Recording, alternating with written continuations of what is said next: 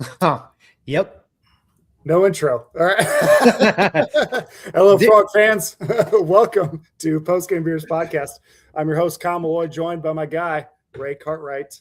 We're a short 8 days away from Game 1.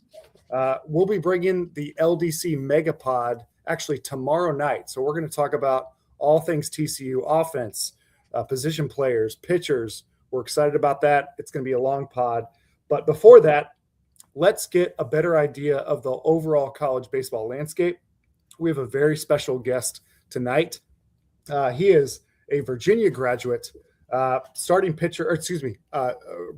pitcher, in the College World Series. He played in the College World Series. Most recently, he was on the Schoch Factor podcast with D1 Baseball, and now he's branching off, doing all sorts of stuff and just providing us seam heads with really awesome content about teams all around the nation. Stephen Schoch. Stephen, appreciate you joining us tonight. No, I'm thrilled to be here, excited to spread the good word, the good gospel of college baseball. So I appreciate you guys giving me a space to do it, and appreciate you guys just having me. Awesome. All right, we're going to start off with something really important. Something everyone is actually tuning in for is Super Bowl prop bets. I'm going to ask you a few where you're going to go on these three prop bets in the Super Bowl. All right. So the first one is Mac Hollins. He's a wide receiver for the Patriots. Mm-hmm. Will he show up to the stadium barefoot? We've got minus 550 on that, or a plus 325. He will is minus 550. He will not show up barefoot, plus 325. Where are you going?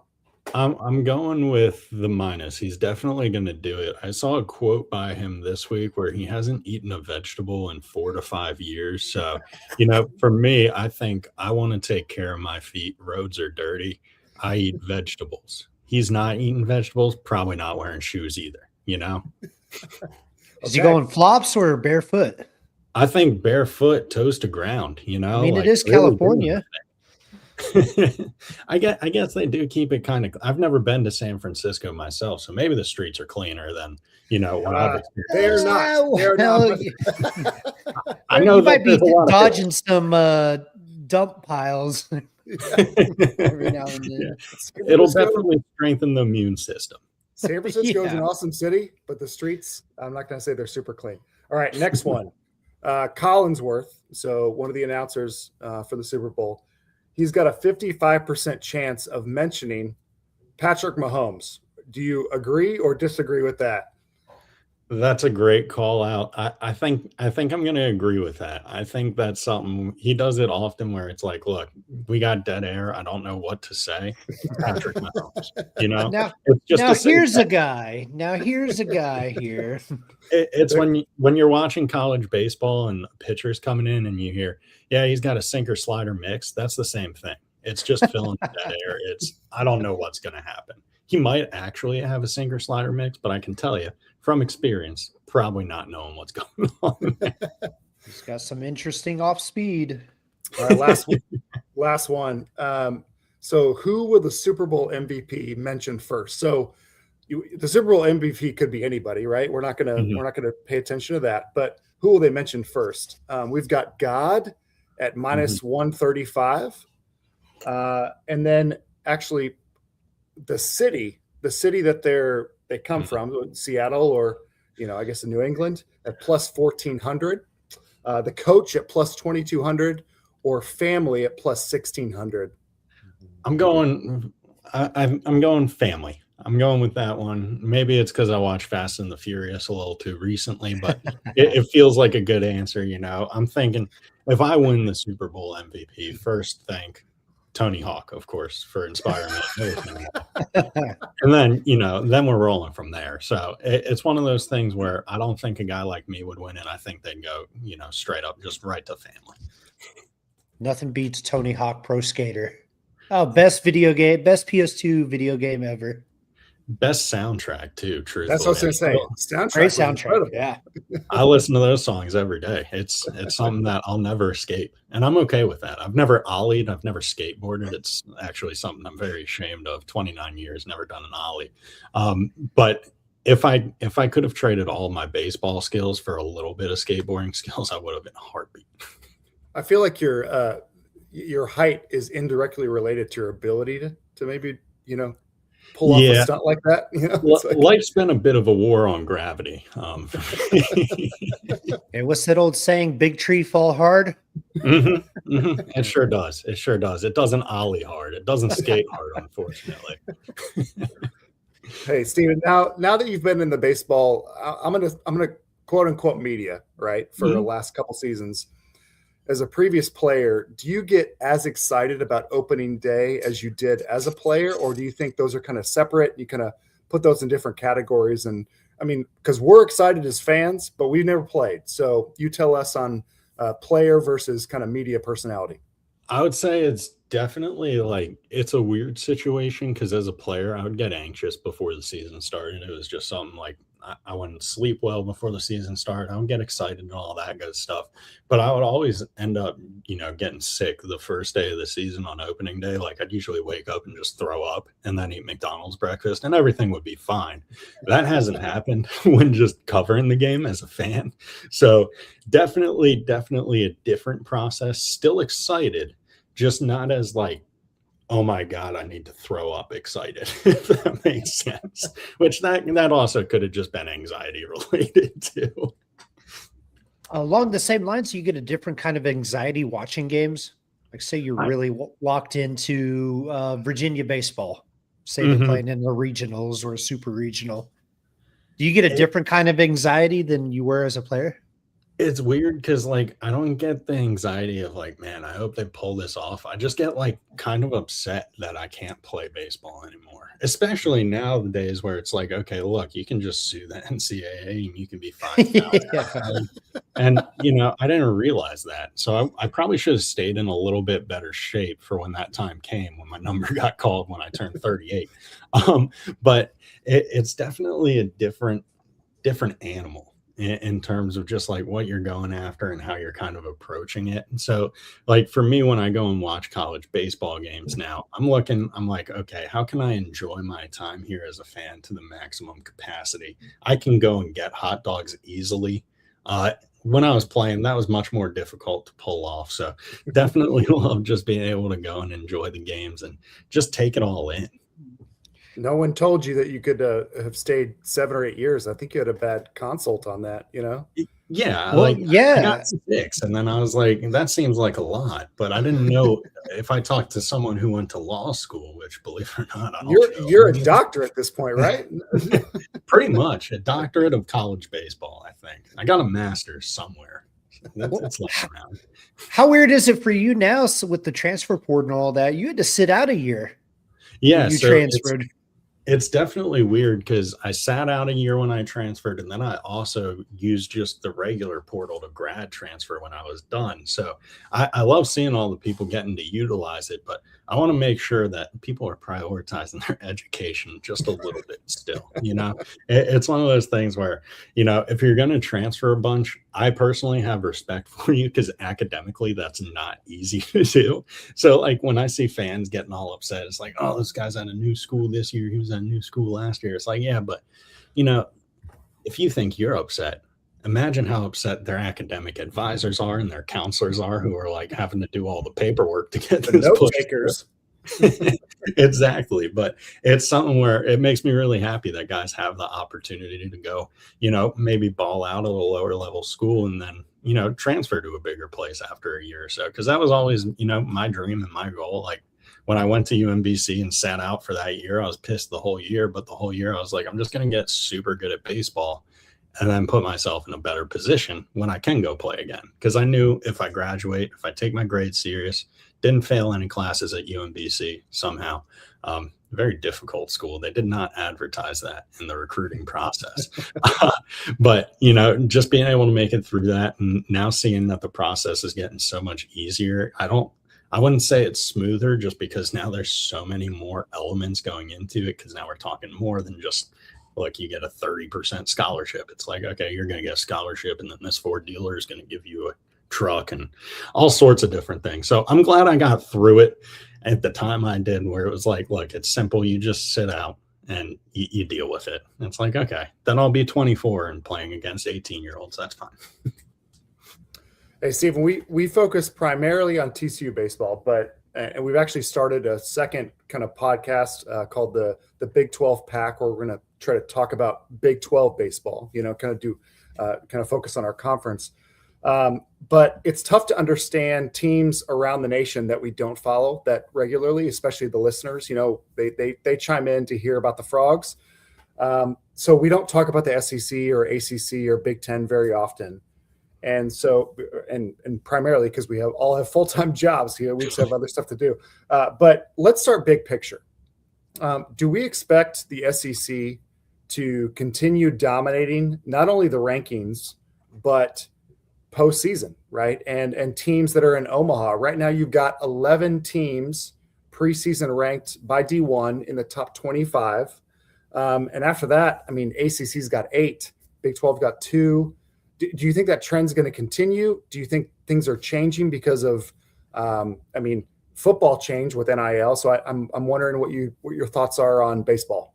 Yeah, so I think that's a great question. But as more schools are willing to invest in the sport, I think that's when it's going to really start seeing that change. Because, baseball is not a high leverage sport where it's like, look, we got 90 or 100 guys on the roster. I don't even know how many there are. I feel like everybody, but that, like, paying them all, that's a lot of money. Getting the big time guys, again, the salary prices are just kind of the market rate for these guys. It's enormous, and good for them. It should be. If you can make $1 million for doing what you love to do it. I wouldn't stop anyone from doing that.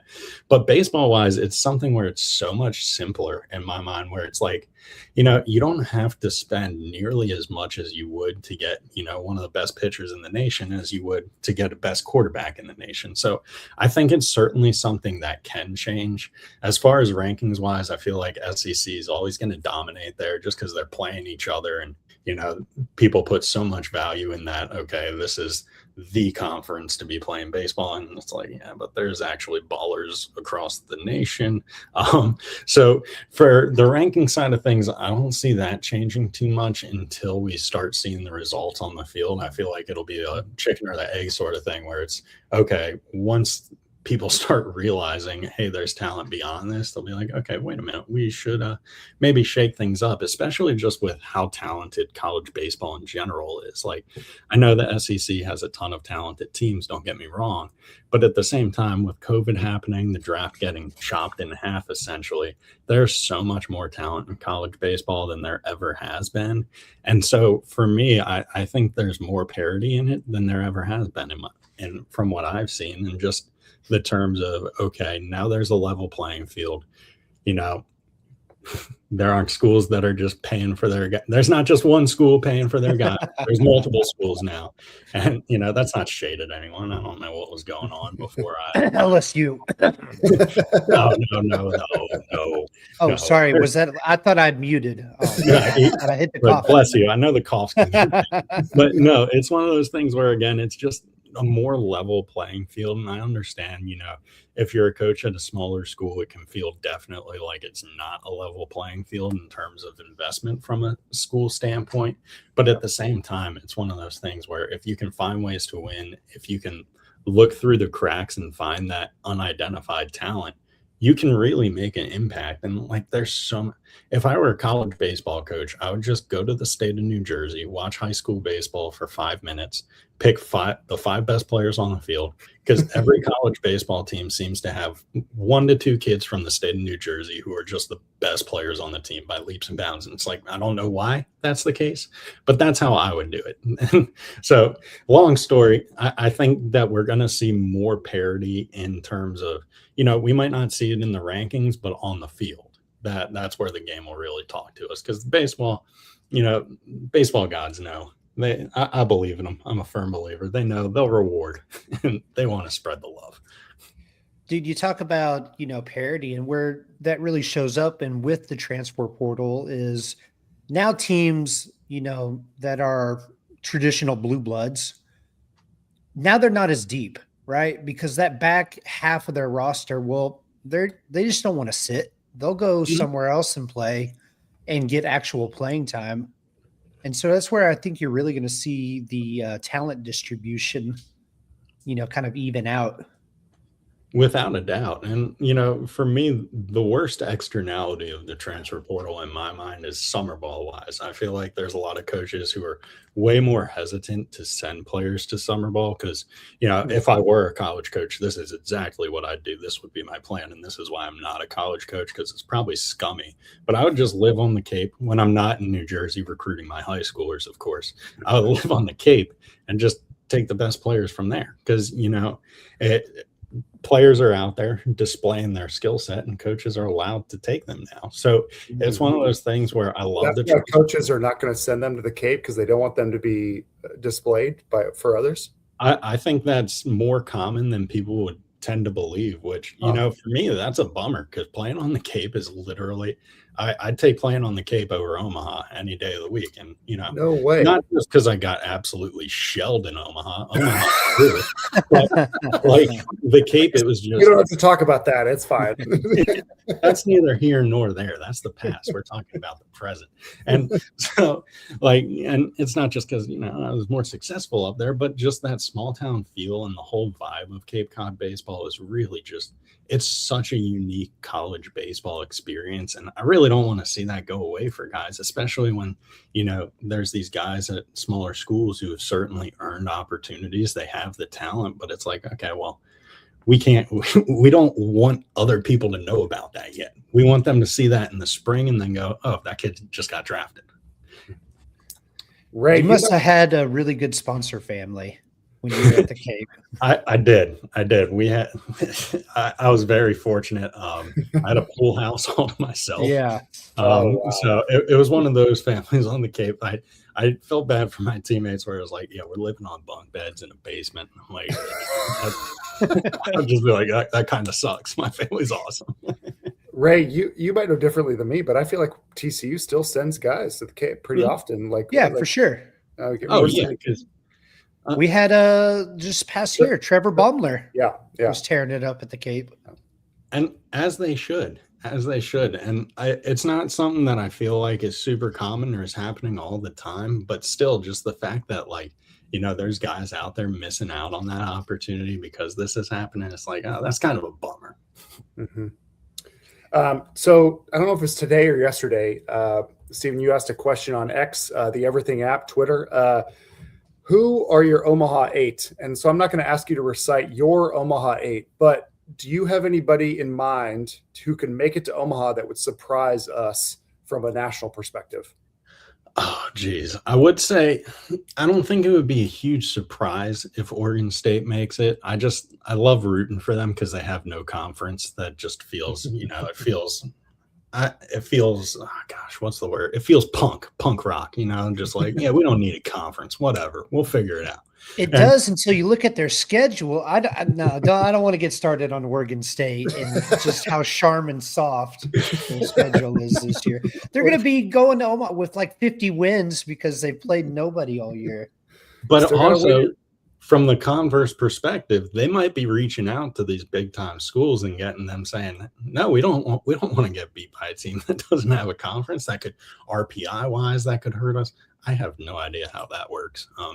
So let's talk about the top 25 for a little bit. So obviously we've got LSU, Texas, Arkansas. We kind of expected those guys to be, top 10 ranked. UCLA, are you buying into the hype that this team could be the number one team in the nation? I am absolutely buying into that hype just because, the way they've been run and the way they manage things is really something that I've always admired about their program. Like I remember watching them in 2013 in Omaha. They beat Mississippi State, ironically enough. But I remember watching them because they had David Berg, the best submarine closer in the history of college baseball. And, just their brand of baseball, the way they play the game has always really stood out to me as just kind of the right way where it's like, look, we aren't going to be necessarily the flashiest, but we're always going to put our noses in the dirt and we're going to get the job done, which, that's something I've always really respected about them. And especially just the way that they go about retrieving their talent, in the sense that, these are all players that have developed through their program. I think they got like 3 or 4 transfers, and all their transfers are just absolute dudes on the field too. So that certainly will help.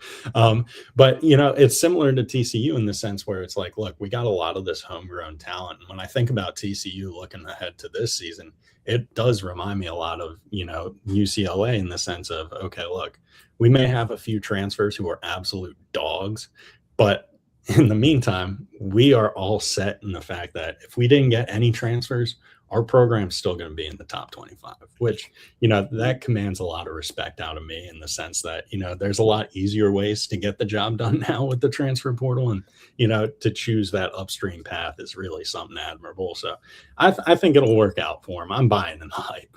Okay. Man, speaking of TCU and UCLA, right? So they play each other. They have a weekend series. I really wish you just don't see weekend series like this in non-conference college baseball, and I really wish I love the tournament format and all these preseason tournaments, but I really wish these top 10 teams would face each other more often, or go out and schedule a little harder, schedule a true weekend series, because that's great for the game.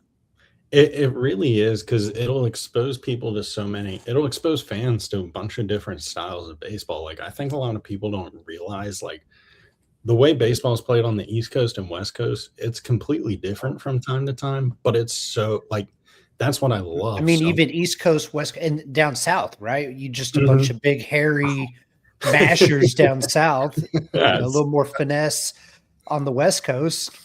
It's like, look, we're going to stick to the fundamentals. We'll make 2 errors a season, but we're also, we might not hit a million home runs, but we'll hit them when we need to, and we'll do it when guys are on base. So we'll maximize our quality of home runs while, taking the hit quantity wise. Steven, you've got a breakdown of a lot of teams on Twitter. They can follow you, Steven Schoch. What's a team that has impressed you after you've kind of looked into them for a while and being like, wow, I didn't expect this team to kind of bubble up to the top of my, favorites of, like, or top 25 or whatever that looks like? Yeah. So this one, I don't know if it really would surprise many people, but when I was looking into Mississippi State, just the people that my friend Brian pulled out of the transfer portal, it's like, geez, he was on one. I don't know how I do know how he got everyone. It's because he's a great coach. It's a sick place to go play baseball. Don't get me wrong. It can sell itself. But again, just like going through, I felt like every time I was writing someone down, I was like, this is a transfer who was their conference player of the year, and he might get in the lineup. And it's like, that's who might get in the lineup. Like, that's not even a shoe-in. Like, back in my day, the conference player of the year, they made that lineup. And it's like, that's just a ridiculous amount of depth. And I get it. It's like, you're going to get a lot of transfers when you get a new coach. That's just kind of the way things go. But just looking at all the transfers he got, it was like, all right, everyone either hit 20 home runs, hit above 320, or had an ERA below 3.5, which in today's world of college baseball is not easy to do. As someone that really appreciates early 2000s television, I'm very excited to watch Jack Bauer. And I think it's just great his number's 24 in Mississippi State. It is, and best part, I don't want to get weird saying this, but his mom's name is Kim Bauer, which is just like, come on. Like, I feel like the dad had a plan the whole time. He has to have. Yeah, definitely bits going on. But no, great show too. Great show. Hey, what's your weekend look like for watching games? Because obviously you don't have necessarily you're not trying to post something on Mondays or Sunday nights or whatever. But do you look at top 25 games? Are you looking for specific series that are of interest to you? Like, what does that look like? Yeah, so I'll usually start off my morning, get McDonald's breakfast, of course, because that's the most important meal of the day. And I'm not sponsored by McDonald's. They don't need sponsor. They got it covered. But anyway, I'll sit down, fire up 2 separate TVs, 2 separate ESPN accounts. That way we can get more screens going. And, that may be a stupid way of doing it, might not be the most financially responsible, but it's the easiest way for my brain to do it. So we're going to do that. But then I'll usually have 2 separate screens up with anywhere from 3 to 4 games per screen based on how well I've done technological wise, because sometimes setting that up is a bit of a disaster. And what's good about that is when I set it up, my lazy eye goes a little bit crossed, and then I'm ready to watch the games, because then I have 2 eyes focused on 2 separate screens. What's confusing is left TV. You're literally meme. Pressing the button meme. Yeah, it really is. And so, no, I'm joking mostly, but I'm not joking about the setup. So it is a lot of screens, not joking about the lazy eye, unfortunately. But a lot of screens and just locking in. When it comes to games I pick out, I'm usually just going through ESPN. And if I see someone where it's like, okay, I want to see how this kid's doing, I want to check in what this one is. If I click on a game and it's 13-0, I won't watch it. It's just not exciting for me. Unless the team it's like 13-0 in the first, and it's because there's a lot of home runs, and I'm like, okay, yeah, no, we can watch this. I like slugfest. So it's definitely a lot of sifting through, trying to find the best games, but also just, there's a lot of programs I played against in the past that I like to check up on. So, seeing teams like Georgetown out there whenever they're on ESPN Plus, I always tune in. There's a good list of schools where it's like, all right, if I see this logo and they're live, I'm going to be watching that team. So there's no real method to the madness other than it's just madness. And I try to pick out whatever seems most exciting. Dude, I know ESPN gets a lot of shellac these days for, people saying they're ruining sports, right? But ESPN Plus was such a game changer for non-rev college sports, right? Like whether you're volleyball, soccer, baseball fan, I mean, you can just pop on just about any random college sport you want a night. It's awesome. It truly is the best. And you're right, where they do get a lot of flack because, they could easily invest in the non-revenue sports and help turn them into revenue sports. That always seemed pretty simple to me. But being able to just watch all these games, like I remember back when I was playing at UMBC, someone was like, yeah, I was watching a stream of your game. And I was like, how? Like, are you on the dark web? Like, where did you find that? Like, you were someone videotaping from the parking lot. I was like, I didn't realize you could broadcast off an iPhone, but all right, here we are. And so I remember the first time someone told me that, I was like, I gotta check this out. And so I got on ESPN Plus, and sure enough, I was watching FAU take on FGCU, watching my friend Blake pitch, and I was like, this is insane that I can do this now. And so it's been awesome just seeing that growth, and I'm super excited that they're going to have more games on the national channel this year. I think that'll be huge for the game, and so I'm definitely going to be tuned into those as well from both accounts, just because we need those games to do well. So ESPN's like, oh yeah, people actually do care about this sport. I'll get my head out of the sand and invest. So a quick story. I wasn't there, but Ray and a couple other guys of ours went to Arizona the first year that we were podcasting and decided to broadcast from their iPhone.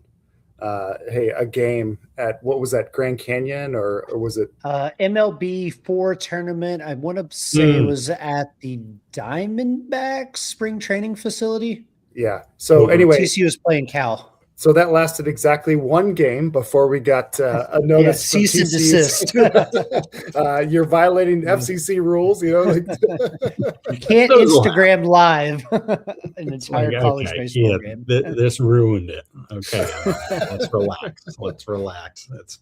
What was it? The Stadium Mountain talking? Is it like talking stick or something like that? Yeah, it is. I think I want to say it's like the Rockies and the Diamondbacks like share a facility out there. They all share facilities, which is pretty weird. Cool park. I thought they were supposed to hate each other. We cleaned them out of Coors Light by Sunday as TCU run ruled Houston. Then before conference mate Houston. Yeah. Hey, Steve, I know you mentioned you joked about your Omaha experience. You got shellacked there, but what was it like going to Omaha as a player? Oh, it was hands down one of the coolest experiences. I know I said Cape was cooler, but you're picking between getting hit by a bus or an 18-wheeler. They're both gonna do the damage.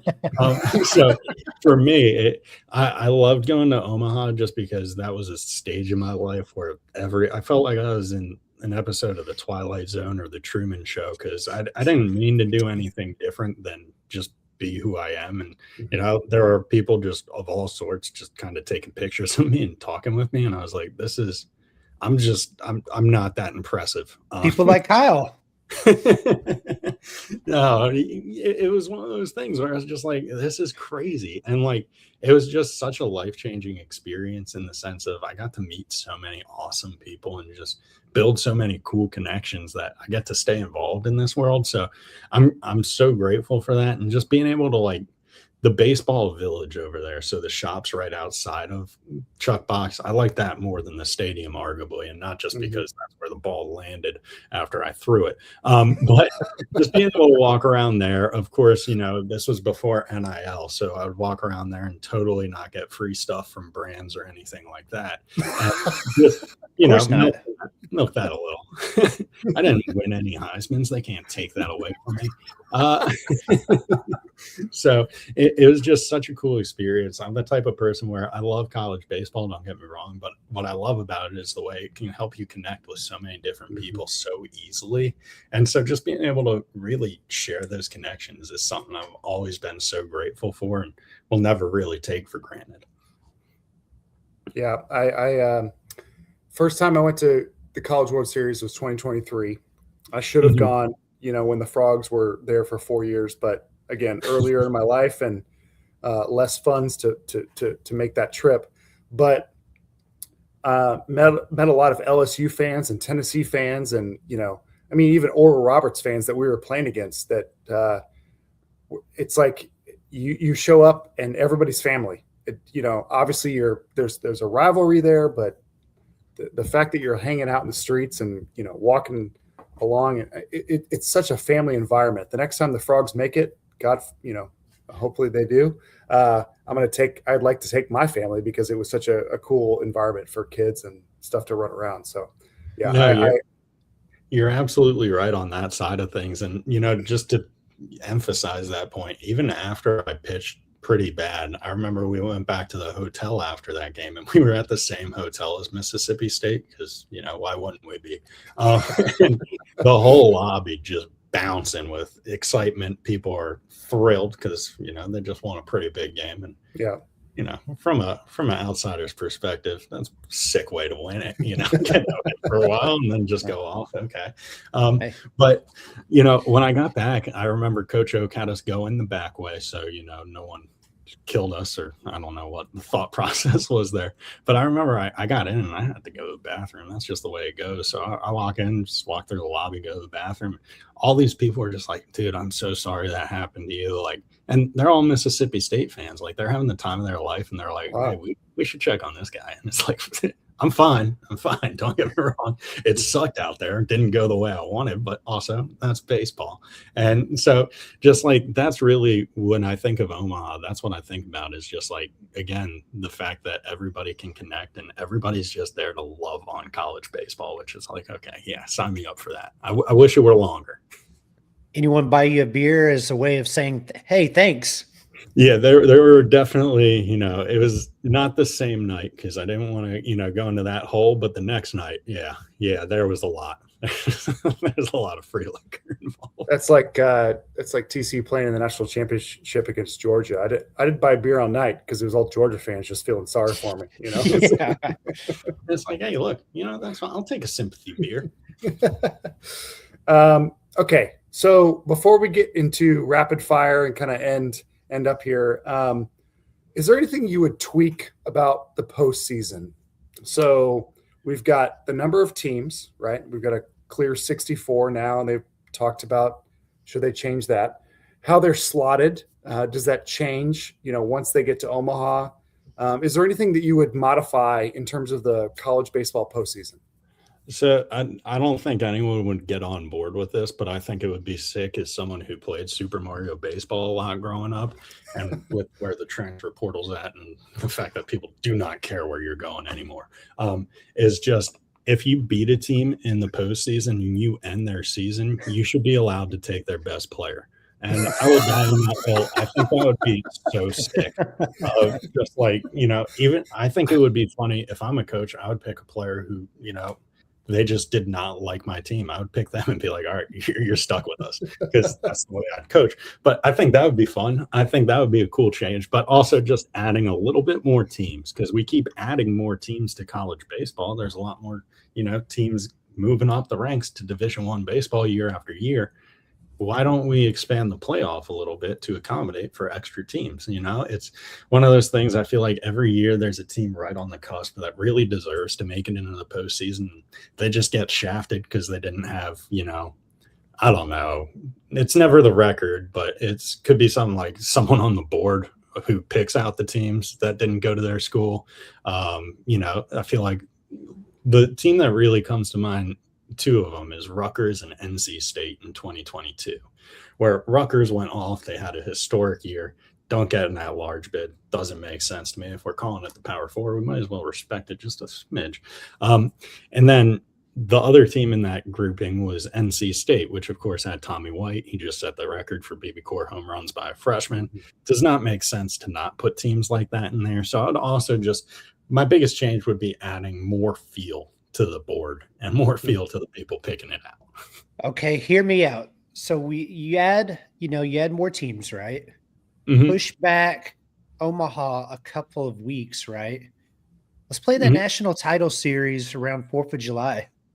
I like that. Especially because there's not going to be a single player there who didn't, grow up watching The Sandlot and thinking that was the sickest scene in the world. Heck where they yeah. Fireworks. Like, I remember I was talking to some guys who played on Team USA, and every time I asked them their favorite memory of playing on Team USA, it's always the 4th of July game right after the game, watching the fireworks. And I think they had watched it. I can't remember what year it was, but there was one year where they had just played Japan and they were watching the fireworks, and they were like, we were just talking to those guys, trying to talk and like just sharing our backgrounds and stories while the fireworks were going off. It's like that's as cool as it gets in my mind. Super Hell yeah. cool. America and baseball. There's nothing better. It goes hand in hand. You just get hot dogs and beers, and then we are good to go. You're damn right. Ray, before I do rapid fire, you got any last questions for Steven? Yeah. So kind of interesting. Do you think it's cool you have a Wikipedia? Do you even know you have a Wikipedia? I think it's odd, and I think it's cool because I want to start making up things. So I want to go to space. I've gone to space, sure. I've never gone to space. I'm terrified of heights, but You've been at least 2 times, right? We should put that on there. Yeah, 2 times, just on a few business trips to the moon. A few times I went to Mars just for fun, just to see what it was like. I had to fix the rover, the RC car, it flipped over. So they had me go all the way out, just flip it back over, come back. But it's so weird because I don't think most of the information is that accurate. It does have my old high school ERA, which I'll take that. It says 0. Yeah. Okay. Now that you mention it, it says 0, but only 43 strikeouts in 55 innings. Dude, a sub strikeout an inning? Come on, man. Look, it's high school. We got to throw some heat. I had committed to App State, and none of my teammates were committed to D1. I had a shortstop out there I thought was really good. I had a lot of guys out there. I was like, look, we got to get them some reps too. Share the love. I got bored as a fielder. So it's like, look, we got a good defense behind us. Let's just fill up the zone. The 43 strikeouts where anytime someone got on base, I was like, okay, we should probably strike out the next couple of guys just to, protect myself a little bit because – you're trying to get your outfielders some assists to help them out. Yeah, like I'll tweet let them get singles. They can throw it in. Yeah, like outfield assists are hot. There's not a cooler play in baseball in my mind, especially than an outfielder gunning down a would-be home or would-be base runner scoring at home. It's like, come on, that's the coolest thing in baseball. I only got 1 outfield assist as a pitcher. Well, I didn't get the assist. I had an outfielder assist me with the play at the plate. I still think about that like. That's probably when I think about my college baseball career, I think about that like 5 out of the 10 times I'm thinking about it. So I kind of, you played for UMBC. Great logo, probably best logo in sports. Best is boy. The Retrievers, right? Big dog fan. I love dogs. They can't beat that, right? Who doesn't love dogs? How insane was it being on that campus, around that campus in 2018 when they beat Virginia? It was the weirdest experience I think anyone could have seen because we were a commuter school. So we had about 10,000 students and probably like 100 of them living on campus.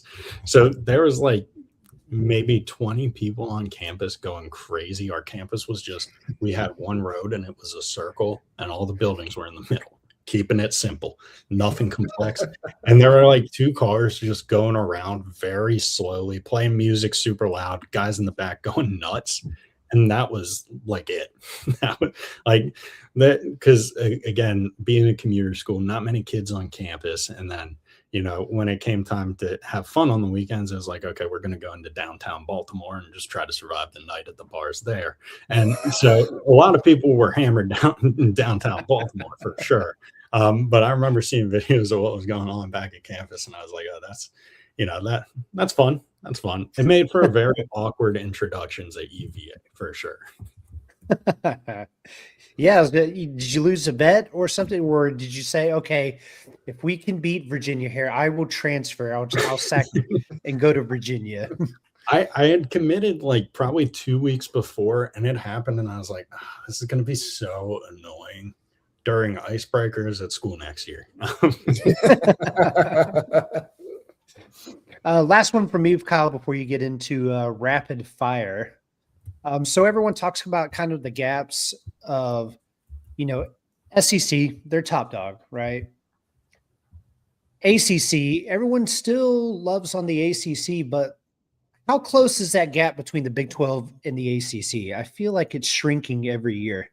I feel like all the gaps are shrinking, if you ask me. Like, if I'm looking at it and I'm a baseball coach, I don't want to play the best team from any of those conferences. I don't want to play the 5th best team from any of those conferences. Like, looking at the Big 12, just looking through the records from last year, it's like, geez, did teams not get the memo that you can win less than 40 games?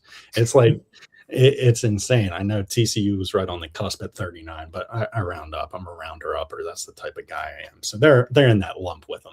So I feel like that gap is just shrinking more and more every year. And, you know, with the transfer portal and NIL where it's at, I feel like we'll even see that gap get bigger and bigger, because at the end of the day, even if you're, you know, paying for everyone on your roster, there's only so much talent in the world. There's only so much talent you can get. And so that's going to leave talent to go other places. And, you know, when that talent's going other places, it's going with a chip on its shoulder. And it's like, all right, they didn't believe in me. Well, then I'm going to go out and I'm going to stick it to them. So I think it's something that it's just going to continue to shrink and shrink, not because the SEC is going to get bad, but because everyone else is just going to continue to get better and better. And it's baseball, right? You'll still get some wacky games. Hell, Little Rock beat LSU before they decided, okay, we'll wake up now and just murder everyone. I mean, but you'll still get, you know, upsets like that. And that's what's so beautiful about the game is, like, genuinely anything can happen. And I know people say that about so many different things, but in college baseball, it's actually pretty true, where it's like, look, I go to a lot of college baseball games. I've seen a lot in my life. I know every time I go to the field, I'm not going to see the exact same thing I've already seen. I feel like when I get to that point, I'll probably retire, because then that'll be like millions of games I've went to. And if one repeats itself, then, you know, I'm probably in the twilight zone and something different's happening to me anyway. So it's like, yeah, am I really that upset? You know, one of an old radio host here in the Dallas area, big baseball guy, he always said, you can pick up a box score from any baseball game, look through it, and find something you've never seen before that's happened before. Exactly. And like, that's, I don't even know what to say, because that's so dead on. Hey, we've had fun. Let's go rapid fire. All right, before we end this, Steven. So, all right, any dugout pranks worth sharing? Dugout pranks worth sharing. This is a very mild one, but if you're a player and you're looking for an easy laugh, any of the fruit that your team has in the dugout, just eat it with the peel on. People love that one. I don't know why. I remember I did it. The first time I did it at UVA was at Clemson. I just ate a banana. I ate it hot dog style just get it right from the middle because that's the best bite of the banana. And I remember Coach Oak, I think he was like, okay, I should probably get rid of this kid. Like he seems not safe to be around. That's always a good one. Always just, asking. I don't even know if they still have clipboards, if those are still a big proponent, but I loved drawing stupid things on freshmen's clipboards. That was always a fun one. My favorite, though, by far, was the first road trip of the year, always telling a freshman that we need one of the pitching machines and that it's their job to bring it to the bus. It would usually make the team like 10 minutes late, but it was always a hit for me. I always loved that one. Because they couldn't find it. How many dicks have you drawn on a clipboard? Dude, we're talking about big numbers. This is like super bad, whenever he was a teenager. There were a lot of opposing pitchers named Hugh Janus. I did that wrong. I said it too fast. Hugh Janus. Your best or worst roommate on the road when you're traveling? Oh, geez. Best roommate was my catcher at UMBC, Jack Finn. Just an absolute legend. Just great dude. We would watch so many terrible movies together. Worst roommate, I don't think I have really ever had a worst one. I've probably been someone's worst one, though. I'm probably that answer for a lot of people. I'm a large person. I sweat a lot. I don't eat the best food. I know I made fun of Mac Hollins for not eating vegetables, and I said I eat a few, but it's not like I'm eating super healthy. So, I probably wasn't the greatest to be around. And I was a Lucky Socks guy, too. So, like, that's just awful to be around. Imagine the smells. Yeah. Right.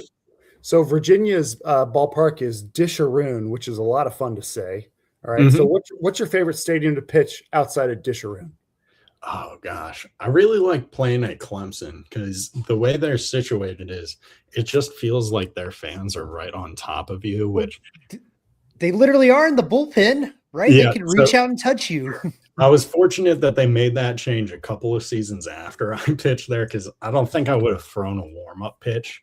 If I were in that situation, I probably would have just gone in dry and just, my body would have been warm from, the shit talking, essentially. Like that would be my warm up. Coach Oak would be like, hey, get hot. I'd say like 3 things to a drunk fan and be like, all right, put me in. All right. So two sides here. Either the best hitter you struck out, so the best like player that you remember striking out, or maybe the best someone who like pimped a home run against you. Okay, so I can't think of any pimp jobs because I remember those because I loved watching pimped home runs. I thought they were so cool. If I gave up a home run, I was pretty excited about it. There was one kid named Donovan Hope it was North Carolina A&T. And he walked out to the song Stand By Me, very peaceful. He was probably 5'8", about 300 pounds. And he hit a baseball that after he hit it sounded like a golf ball if a golf ball whizzed right by your ear, except it went about 500 feet. I remember that one quite often. Now that I've self-deprecated, I will pump my own gas a little bit. I've struck out Bo Bichette and Ryan Mountcastle, who I understand are both pretty decent at baseball. And then in 2021, I struck out Wes Clark, he was the home run leader with 23 that year. So I was very proud of that one. Nice. I'm trying to think. I haven't opened up the yearbook in ages, guys. Wow. Yeah. I would say Bo Bichette's probably the best one in terms of, okay, look at what he's doing now. I was, I think, 15 at the time. So a little bit different player. But I'll still hold that. No one has What are you working on now to keep your foot in the door for media, or what do you want to share with the crew that are listening tonight? Yeah, so I'm just going to keep covering the game on Twitter, keep spreading the love, keep making it accessible for everyone. I'm going to expand a little bit. I'm not exactly certain what it's going to look like this year. So I'm not trying to be secretive and be like, oh, you guys got to wait and see. But you do, because I am also waiting and seeing what I will be doing. So it's one of those things where there's definitely going to be a lot of videos. There will be a lot of if anyone's ever in the market for a nasally guy with a monotone voice talking about college baseball, boy, do I have a Twitter page for you. So obviously sharing all the highlights and just sharing, the coolest parts of the game, because, at the end of the day, these guys are waking up and conditioning at 6 a.m. and throwing up way too much to not be getting the love they deserve, from top to bottom. It's not easy to play college baseball by any stretch of the imagination. So again, we're just going to keep trying to give it right back. Dude, what do we got to do to get you out to Lupton? You need to get out to Lupton. No kidding. So you guys have asked me questions. Now, I hope this is okay. Can I ask a question? Yeah.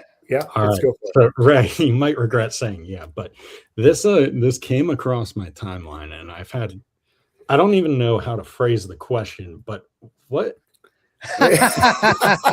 Yes. What happened? What? Well, okay, so every family. Yeah. Every family for Christmas, they dress up in pajamas, right?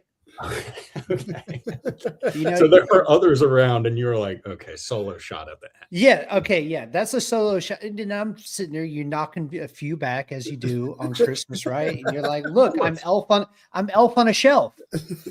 Okay. Right. Can I ask one follow-up question? Yeah.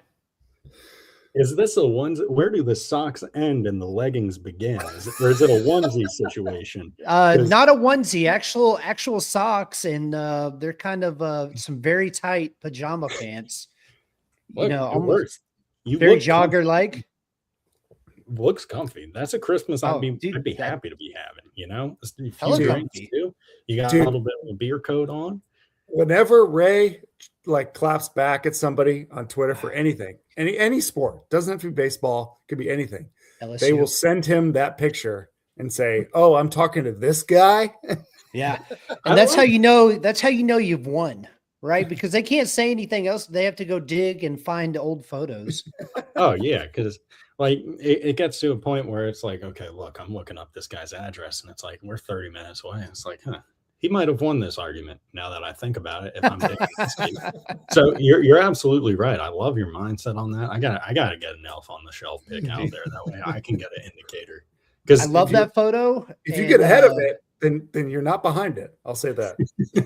Much like Mariah Carey releases a video as soon as it turns to November, right? It's her time, right?